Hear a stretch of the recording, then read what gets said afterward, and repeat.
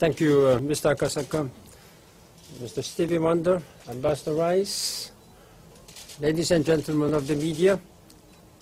It's a great pleasure for me to introduce Stevie Wonder, our new United Nations Messenger of Peace. We all know Stevie Wonder is a musical genius whose songs have given pleasure and hopes to millions of people around the world. He is also a great humanitarian who has campaigned against apartheid, for children in need, and for persons with disabilities. We are very lucky to have him join our fight for disability rights. All of us at the United Nations look forward to working with Stevie Wonder. Today is the International Day for Persons with Disabilities. An estimated 1 person in 4 around the world is affected by disability, which can touch any of us at any time in our lives. Working with Stevie Wonder, the United Nations can, as he once put it, reach the highest ground. I must confess that I would also like him to help us at the upcoming climate change conference in Copenhagen.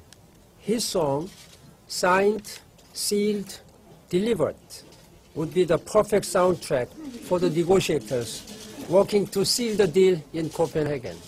And we discussed this matter. I am very grateful to Stevie Wonder that he is willing to work for us. But seriously, we thank Stevie Wonder for his engagement, for his support of the United Nations, and for being such an inspiring human being. Thank you so very much, Mr. Secretary General, Ambassador Rice, all of the members here of the United Nations family. It is truly an honor beyond any that I have ever imagined would happen in a lifetime to be able to be penned and given the opportunity to spread the message of love is truly in need of love today. It is beyond my ability to fathom that 10% of the people of this world don't matter to the other 90% of the people in the world. I'm not able to believe that. And the only way that you can show and that we can show our caring about that 10% is by doing something to make the world more accessible and for people to be accepted with disabilities by committing ourselves to opening all the doors and all the possibilities for those who are physically challenged in any way. It makes no sense to me that here we are and approaching 2010 in this new millennium, we have people in the world that just because they cannot see, we have not made this world accessible to them. It makes no sense to me, as we are in this year, 2010, the new millennium, that people who are physically challenged by being either